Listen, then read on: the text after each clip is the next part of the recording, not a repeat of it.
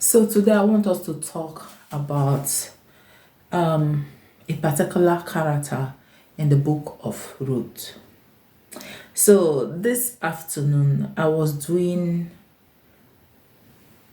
reflection with the book of Ruth from chapter 1 to the last chapter 4, and it occurred to me that there is actually a character in that book of Ruth that deserves acknowledgement.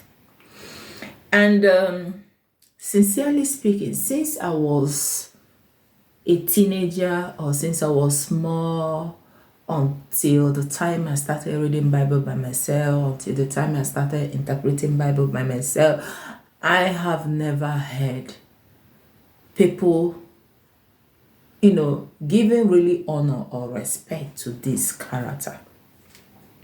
Although this character is not the focus of the book of Ruth, but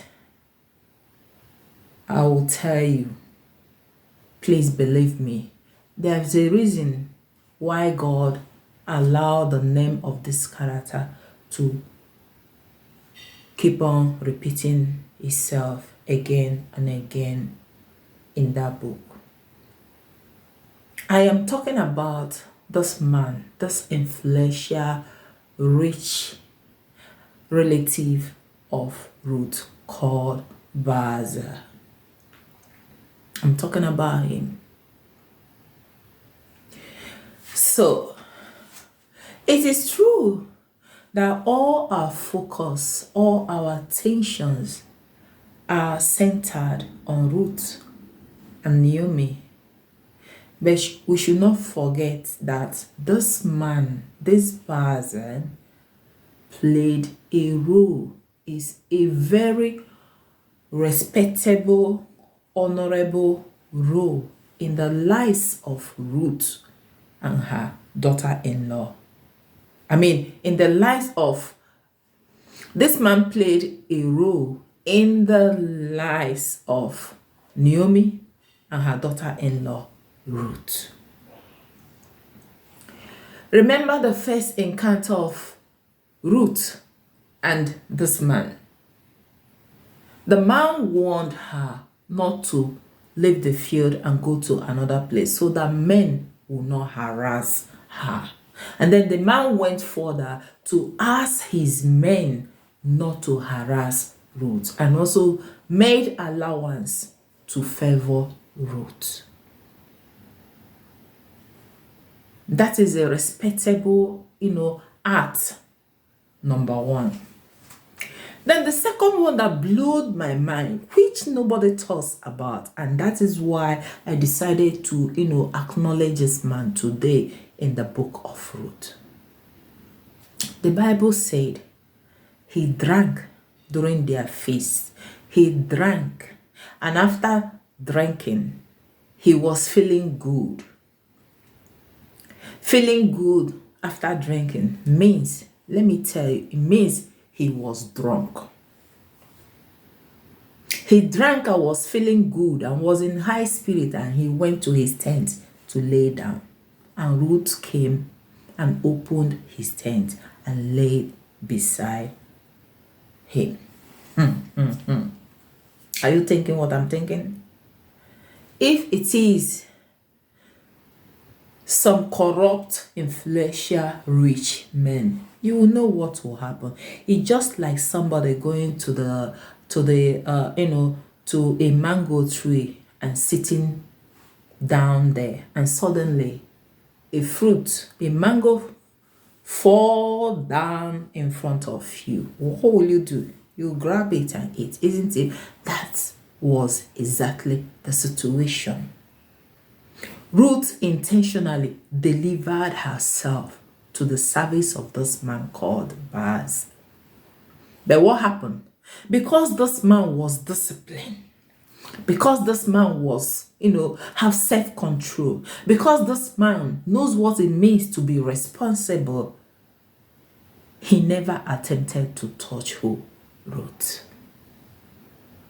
He rather praised Ruth and asked her to go.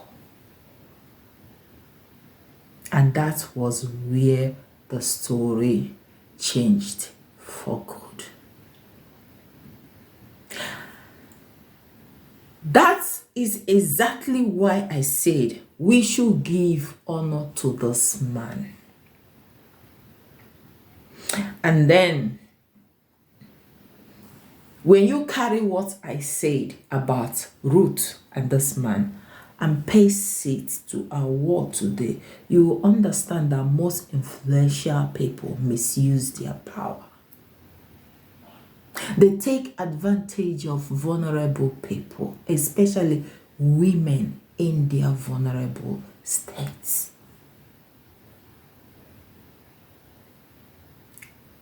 The Word of God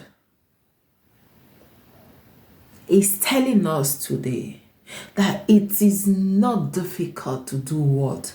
To be a responsible person, no matter your situation in life, no matter how influential you think you are, no matter how rich you think you are, no matter how exposed you think you are, no matter what the kind of power you think you control.